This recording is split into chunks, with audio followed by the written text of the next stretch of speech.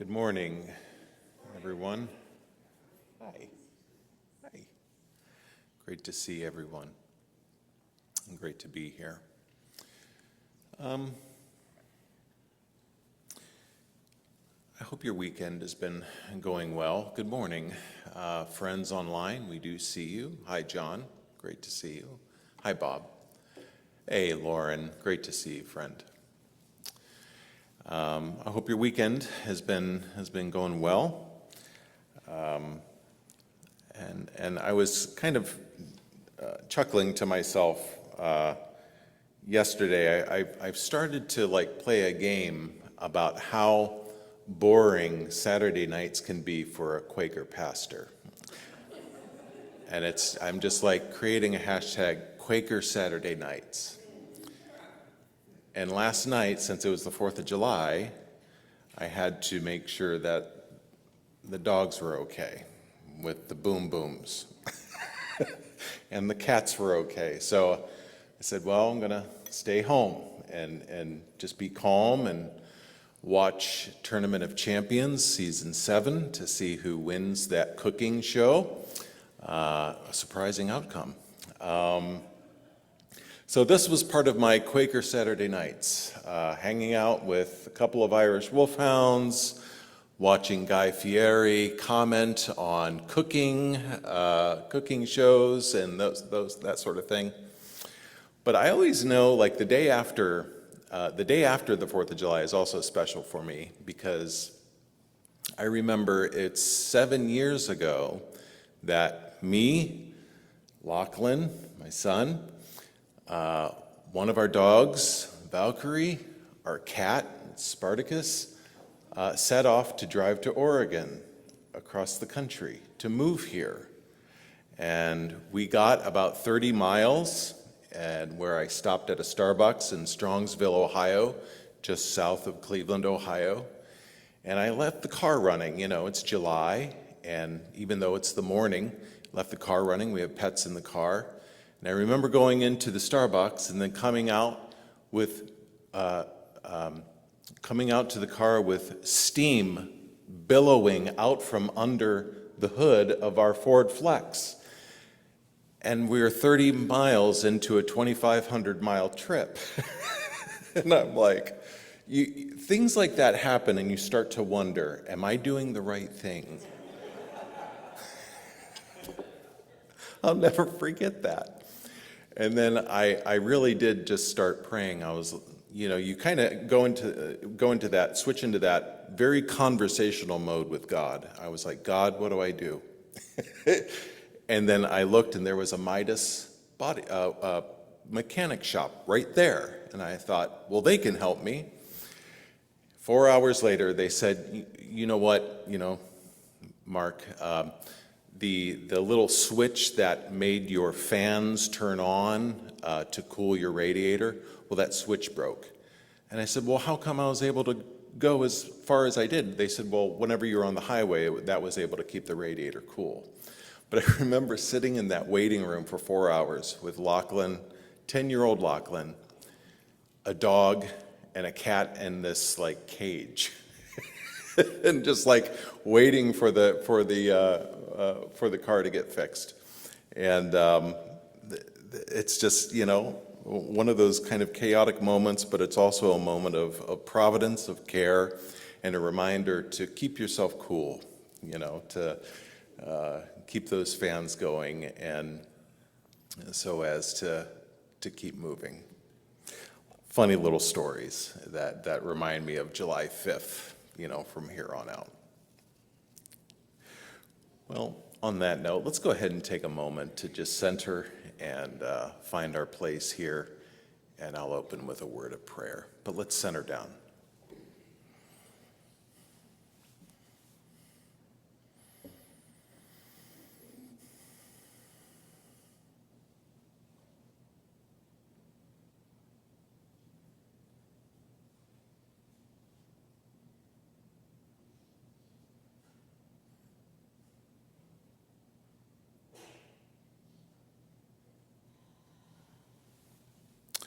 Loving Spirit, we encounter you in the silence and in the quiet and the stillness of moments like these.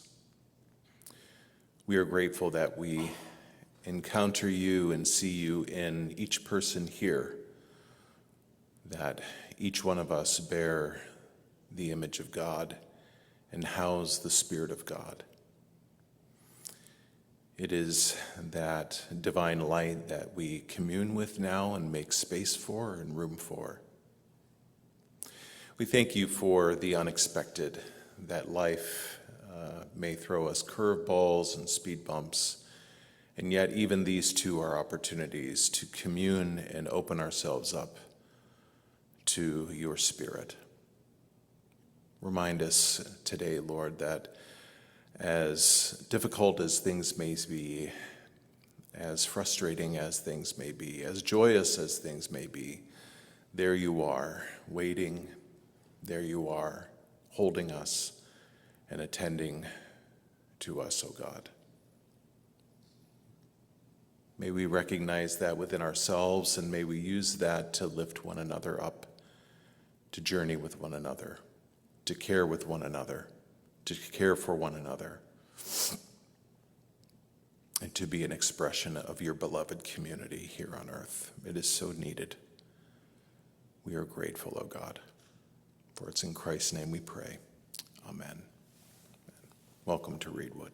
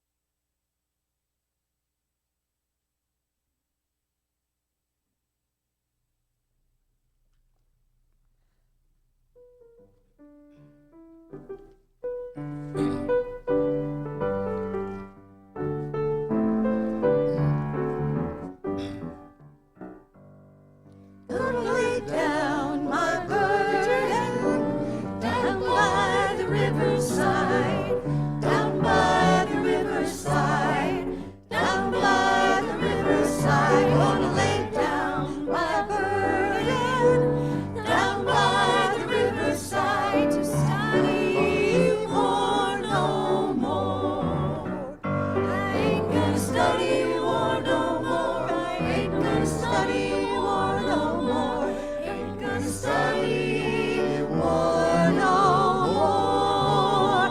Ain't gonna study war no more. Ain't gonna study war no more. Ain't gonna study war no more. Gonna lay down my sword and shield down by the riverside, down by the riverside, down by the riverside. Gonna lay down my sword and shield down by the riverside to study war no more. I ain't gonna study war no more. I ain't gonna study war no more. Ain't gonna study war no more, no more. I ain't gonna study war no more. Ain't gonna study war no more. Ain't gonna study war no more. Gonna try on my long white robe down by the riverside, down by the riverside, down by the riverside. Gonna try on my long white robe down by the riverside to study war no more. I ain't gonna study war no more. I ain't gonna study war no more. Ain't gonna study war no more, no more. Ain't gonna study war no more. Ain't gonna study war no more. Ain't gonna study war no more. Gonna try on my starry crown down by the riverside, down by the riverside, down by the riverside. Gonna try on my starry crown down by the riverside. Study war no more. I ain't gonna study war no more. I ain't gonna study war no more. Ain't gonna study war no more. I ain't gonna study war no more. I ain't gonna study war no more. Ain't gonna study war no more.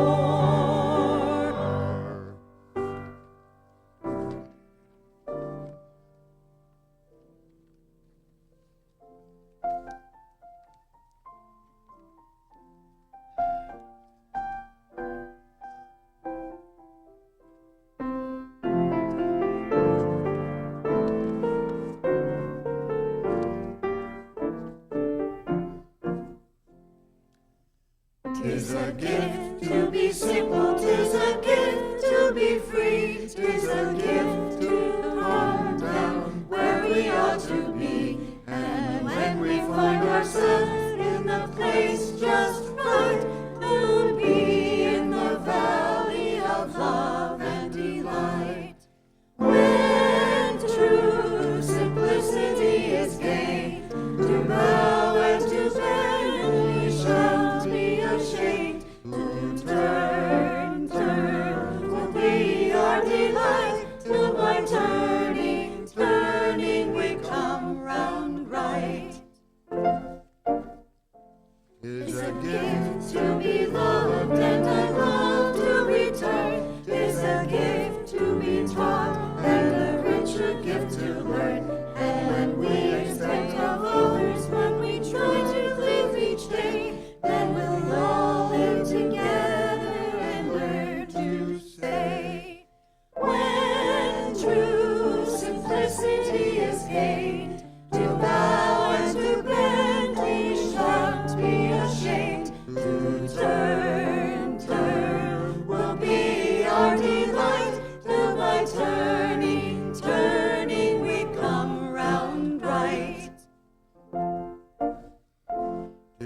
gift to have friends, and a true friend to be is a gift to think of others, not to only think of me. And when we hear what others really think and feel, then we'll all live together in the love that's real. When true simplicity is gained, to bow and to bend, we shan't be ashamed. To turn will be our delight, till by turning we come round right.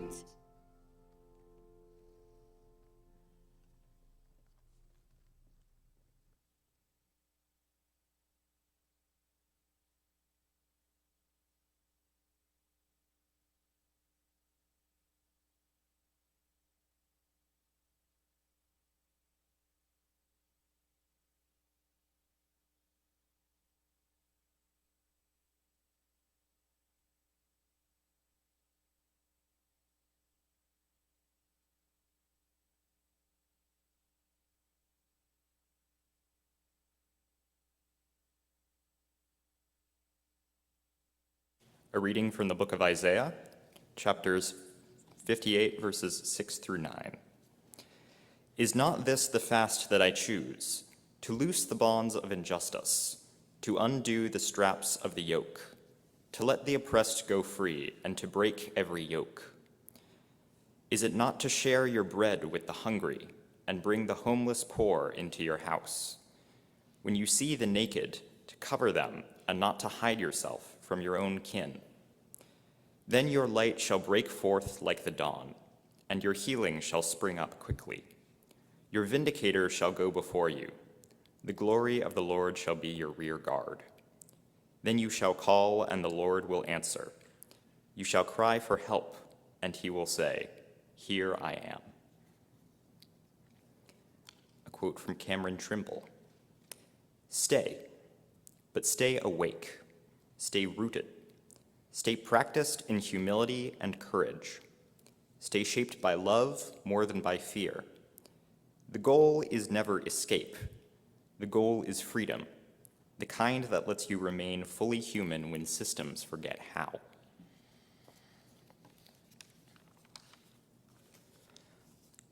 A reading from the Tao Te Ching by Lao Tzu, verse 66. Streams flow to the sea because it is lower than they are. Humility gives it its power. If you want to govern the people, you must place yourself below them. If you want to lead the people, you must learn how to follow them.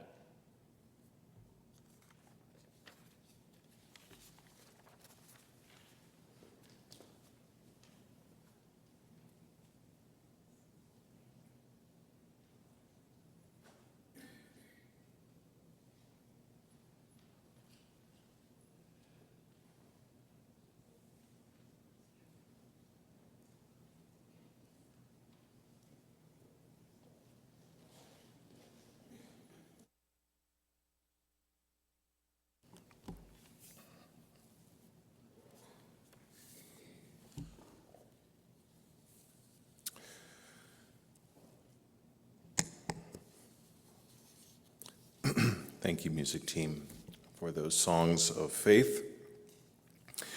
And thank you, Rowan, for that reading, for those readings. So today, the political experiment that we call the United States of America is 251 days old. Conservatively, if we can, tack those down on the traditional dates. And I was having fun with my calculator, and I got a little curious about, well, how many days is 250 years? So I did a little calculations here, taking into consideration leap years. We have existed for approximately, the United States has existed for 91,187 days as of today, minus 62 and a half leap years. And just kind of fun little fact there. Another important anniversary for me personally, because I'm a fan of Henry David Thoreau and his works and his life. Yesterday would have marked the 181st anniversary of when Henry went to Walden Pond to live for at least 2 years. Just interesting little dates that happen to fall on the 4th of July. And yet, in these 250 years as a nation, this nation has never been just one thing. It's not monolithic. The United States, this idea, this political experiment, is not a monolithic thing. And much like every human life, our country has passed through many versions of itself. We're always going through some sort of a new version of what the United States is and how that's expressed. And we're continually asking, we should be continually asking, what kind of people we wish to become. What kind of people does the United States wish to become? So still today, as all of us, we can't really help it, but we're all pretty much consumers of modern media. You can't get away with it. It's pretty ubiquitous and out there. We find ourselves at another crossroads at this juncture in history and in this time. We're at a crossroads, asking the question, who are we? What kind of people are we? And we are living through a struggle over who gets to define the meaning of this country. That's what we're going through. And at its heart, this is not simply a political question. It goes it goes deeper than just political ambition and political questioning. It is a moral and a spiritual question that is at hand. With every generation, we must ask ourselves these questions. What do we mean by liberty? What does justice require of us? And what kind of people are we called to be today, here, and now? Like I said, these are not merely political ideas. They are sociological, they are economic, philosophic, and religious ideas, and deeply spiritual questions. All of those questions touch base on all of those areas of learning. And as people of faith, we believe that liberation and justice are not just inventions of a government, but they are reflections of God's being. They are reflections of God's character. So, this morning we might want to kind of ask this question of ourselves. How do we recognize authentic justice in the world? How do we know and how do we see and recognize when justice is happening or when justice happens within life, within our culture, and within our society? I've always appreciated the simplicity of Cornel West's definition of justice when he says, justice is what love looks like in public. Justice is what love looks like in public. Justice is love made visible. So this idea of justice and love and liberation, this is the work of what the seminary, or what theologians would call public theology. This is a work of public theology then, what we're talking about, and what the United States is in a tug of war over. That's really public theology, in a sense. My doctoral program at Fuller Seminary is devoted to this field of public theology. And whenever I tell people, well, I'm in a doctoral program, they say, well, what's your doctorate in? And I'll say public theology. And I almost can see the the look on their face when they blink and they'll say, what's that? Well, I like the way that our program director, Jeff Hoffmeyer, framed it when he offers a memorable image of what is public theology, or how that could be understood and participated in. Dr. Hoffmeyer says, think of the front porch of a house. Maybe you've lived in a house with a good front porch. I have come to appreciate good front porches. Living in a place that doesn't have a front porch. We have a back porch. I don't really want to sit on my front porch. It's too loud, too many cars going by and that sort of thing. But maybe you've lived somewhere with a good front porch, where in the past you can assemble, you can meet friends, you can hang out in the evening, and just experience your favorite time of day. Maybe it's coffee in the morning, or maybe it's, just an assembly there in the evening or the afternoon.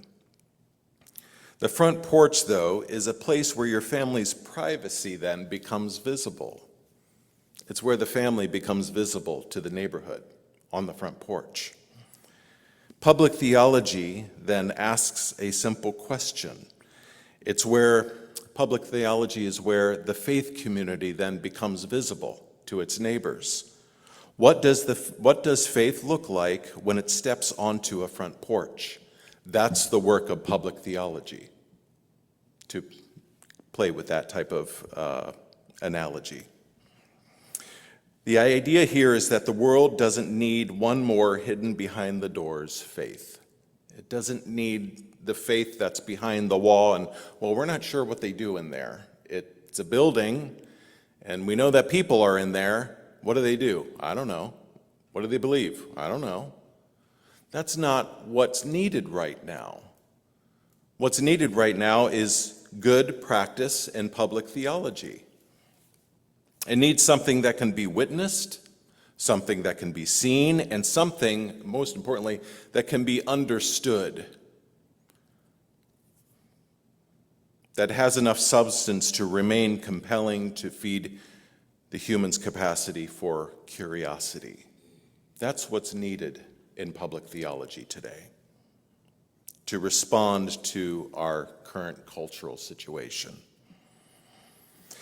This very thing, then, what we heard the prophet Isaiah talking about in his day and his time, this is the very thing that the prophet Isaiah was talking about. Isaiah was challenging the people of his day not to be interested in mere religious performance. Don't just do it as a performance. He challenged the people of his day who were fasting and who were worshiping in a public setting, who were at the same time all the while ignoring social injustice around them. And the prophet Isaiah was calling that out and saying, you can't do that. You can't say and claim Yahweh as God and then ignore the poor. You can't live in such a way. The spiritual discipline which God desires is not an empty ritual, but rather transformed relationships. That's the work that God desires and seeks in our lives. Notice that Isaiah does not separate worship from justice. They're one and the same thing. You can't have worship without justice, and you can't have justice, Isaiah would say, without worship. It's one and the same thing. And the evidence of genuine spirituality is not simply what happens within the meeting house, we would say. It's not mutually exclusive from what happens and what we do with our lives outside of the meeting house. It's one and the same. So, throughout history, speaking of public theology, throughout history, Quaker reformers have echoed Isaiah's prophetic call to authentic living and spiritual liberation. From the prophetic preaching and teaching of George Fox and Margaret Fell, to the abolitionist witness of John Woolman, from the prison reforms of Mary Fisher, to the suffragist works of Lucretia Mott, to the martyrdom of Mary Dyer and her companions, and even to the work for Racial Justice of Bayard Rustin. Each challenged their societies and cultures of their day, as well as their communities, to consider and examine the gap between what they professed with their lips and how they lived their actual lives. These were prophets throughout history within our Quaker tradition that have asked those hard public theological questions. Their concern wasn't so much about correct theological beliefs, but about what actions produce a faithful witness to the light that shines among all people. Before we get too far into that thought, let's be real, friends. Every community, in light of these things, every community, including our beloved Reedwood, develops blind spots, don't we, to these things. Like a driver of a long semi-truck trying to take a difficult right-hand turn, there's blind spots. There's blind spots in the institution. We can't always see what lies beside us, behind us, and even directly in front of us. We can't always see these things. And so we need the prophetic mirrors that reveal what we cannot see on our own to tell us where these blind spots are. The prophet's task is not one of simply verbal disparagement or condemnation for their own sake, but the prophetic task is one of faithful truth-telling to those around them. It reminds God's people that we cannot claim to worship God while intentionally neglecting the poor. We can't claim to worship God while denying the dignity and humanity of our neighbors who may have happened to immigrate to this country from another country. We cannot claim to worship God as our own and deny the history and plight of our indigenous and Black and LGBTQ plus neighbors. We can't do that. Or dismissing the suffering of those who live in war-torn countries. There is a work of witness and a work of acknowledgement that must be held in tension with our faith.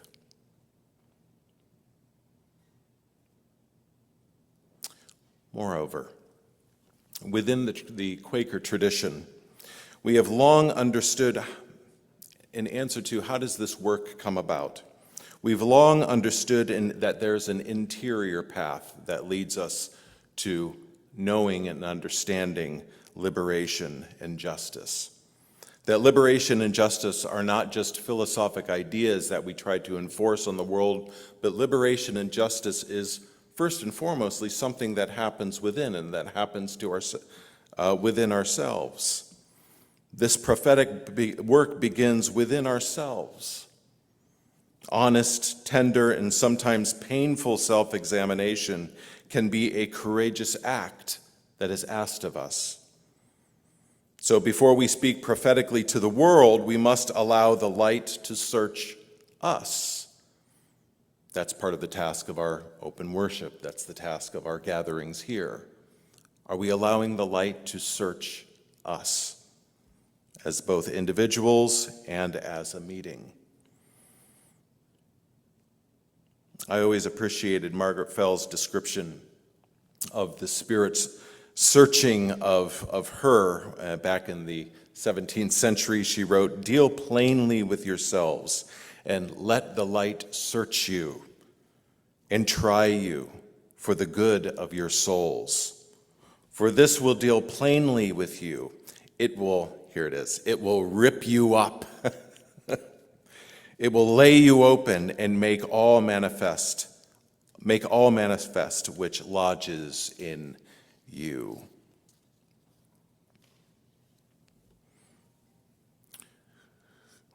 Many want the prophetic task today to expose and disclose the world's sins, its evils and failures. But first, we must ask the question, are you willing to be a prophet to yourself first? Are you allowing that spirit of prophecy to speak to your life first?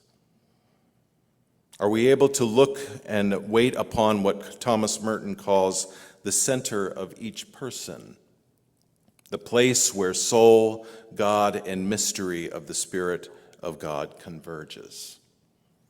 The center of each person. How we see the world ultimately depends on how we see ourselves. That will be a lens by which we see the world. Our outward vision is shaped by our inward vision, ultimately. If I cannot recognize injustice within my own heart, how will I faithfully recognize it in society? If I have not experienced liberation from fear, from pride, from resentment, or indifference, how will I help bring a word and work of liberation to others if I myself have not experienced it? In his devotional title, New Seeds of Contemplation, Thomas Merton again writes, "Instead of hating the people you think are war makers, hate the appetites and disorder in your own soul, which are the causes of war. If you love peace, then hate injustice, hate tyranny, hate greed, but hate these things in yourself, not in the other." Are the attitudes and the behavior, so I ask myself, are the attitudes and the behaviors of the secretary at war also potentially within me? If I am utterly honest with myself, I'm afraid the answer would be yes. That is within me as well, potentially, if I let it grow and I nurture that. Therefore, Isaiah's promise is striking. When we loose the bonds of injustice, our light breaks forth like the dawn. Justice transforms not only those we serve, but also those who serve. As the light searches us inward, it equips us to love faithfully outward to that degree. How is this accomplished? How do we do this then? What is an example of this? I recently came across a tender reflection by the Quaker writer John Jeremiah Edminster this past Tuesday at our Bible study that captures the spirit of inward liberation, the liberation that happens within in order that I may recognize and bring a work and word of liberation outside of me. I have to know it within my own experience before I can point and tell of that experience outside of me. His writings remind us that the work of justice begins not with changing the world alone, but allowing the Spirit to check us and to change us. It is from that inward experience of God's liberating presence that faithful action authentically flows. And I'll read this little reflection by John Jeremiah Edminster before we go into a time of open worship.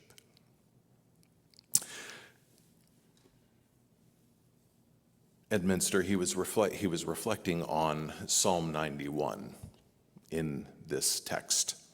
And he writes, in Psalm 91, God promises that, quote, "Those who love me I will deliver. I will protect those who know my name.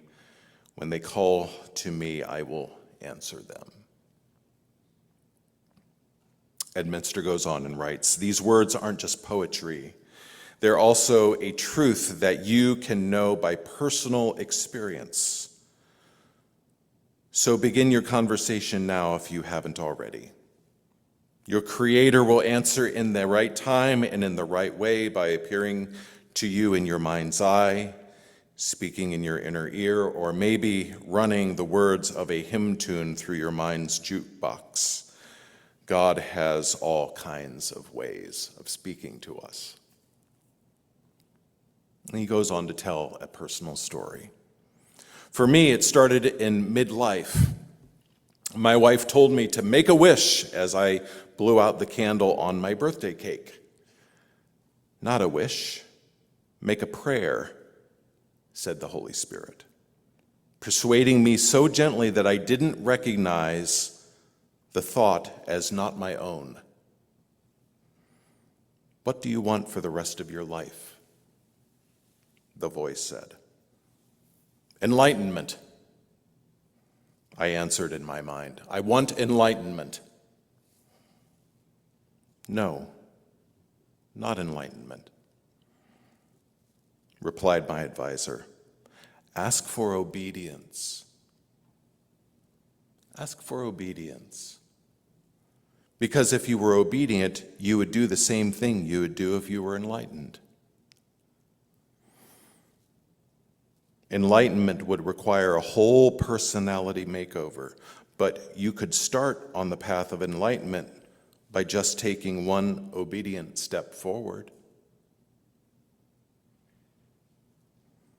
Okay then, obedience.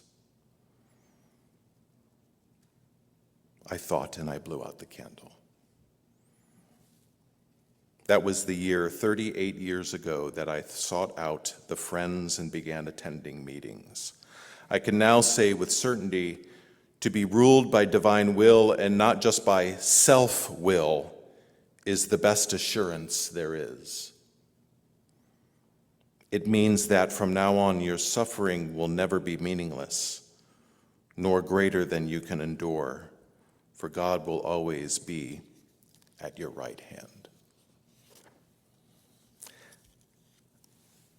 A few years ago, I just took a solo trip to Ohio, and I went to